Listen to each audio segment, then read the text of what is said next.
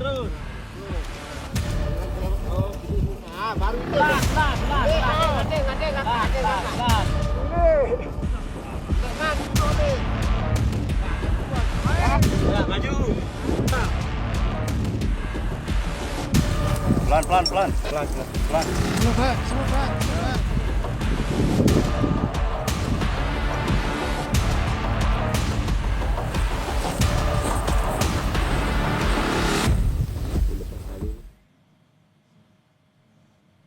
Anda masih bersama kami di Breaking News Kompas TV, Saudara. Evakuasi Juliana Marins, warga negara asing asal Brasil, masih terus berlangsung hingga siang ini. Sebanyak 7 orang tim SAR gabungan membantu proses pengangkatan jenazah dari kedalaman 600 meter.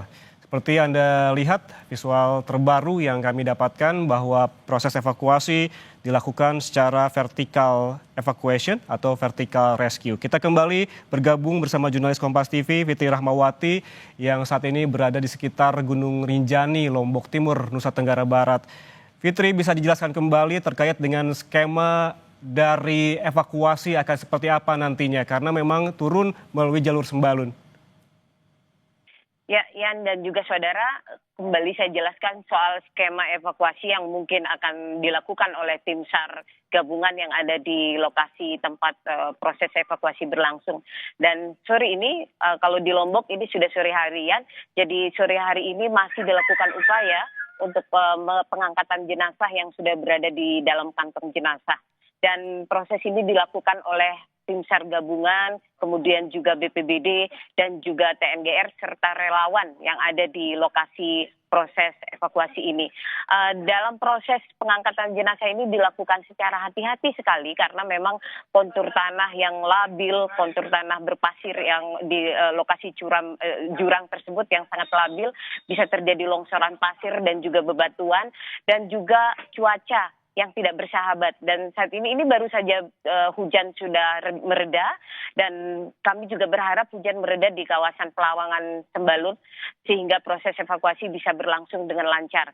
Dan yang dapat saya jelaskan juga kepada Anda dan juga saudara bahwa proses pengangkatan itu dari Cemara Nunggal itu nanti menuju ke Pelawangan. Dari Pelawangan itu nanti kalau semua tim SAR atau tim evakuasi bisa mengangkat jenazah, mereka akan melalui pos 3, kemudian pos 2, dan juga pos 1. Kemudian baru menuju pintu gerbang menuju kawasan Rinjani ini atau keluar dari kawasan Rinjani ini. Dan ini tentu saja membutuhkan waktu yang tidak sebentar karena apalagi membawa beban yang cukup berat, ada jenazah yang dibawa oleh kawan-kawan yang melakukan proses evakuasi ini membutuhkan, kalau perjalanan normal biasanya para pendaki membutuhkan waktu 5-7 jam untuk melewati atau menuju ke pintu gerbang pendakian, dan jika membawa beban berat mereka membutuhkan waktu 10 hingga 12 jam. Ini masih prediksi yang kami juga pertanyakan kepada beberapa kawan-kawan pendaki dan kawan-kawan porter,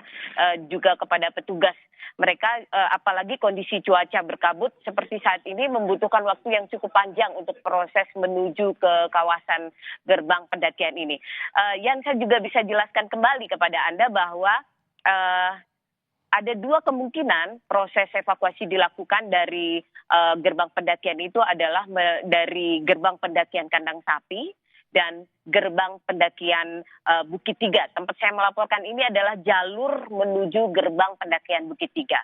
Dan jika musim hujan atau kondisi hujan seperti saat ini, jalur pendakian menuju Bukit Tiga ini dikhawatirkan licin sehingga akan sangat sulit jika kendaraan roda 4 untuk menjemput jenazah yang ada di gerbang pintu masuk Bukit Tiga ini.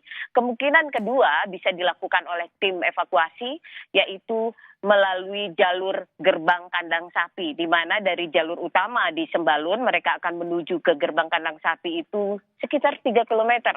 Di sini akses mobil ambulans dan juga mobil kendaraan roda 4 bisa lebih mudah untuk menuju ke lokasi tersebut untuk membantu proses pengangkutan jenazah dari gerbang Kandang Sapi. Dan nanti ketika sudah sampai di jalur utama Sembalun, mereka akan melakukan proses evakuasi menuju Rumah Sakit Bayangkara Polda Nusa Tenggara Barat di Mataram. Ini tentu saja akan mempermudah tim yang melakukan proses evakuasi dan juga akan membuat keluarga dari warga negara Brazil yang saat ini masih menunggu di pos pemantauan atau pos SAR gabungan yang ada di Taman Nasional Gunung Rinjani ini menunggu kedatangan jenazah hingga hari ini. Yan.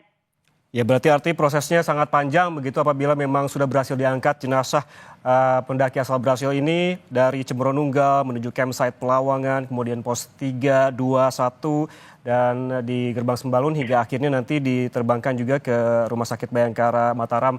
Terima kasih jurnalis Kompas TV Fitri Rahmawati atas laporannya. Nanti kami juga masih menunggu informasi terbaru dari Anda di sana.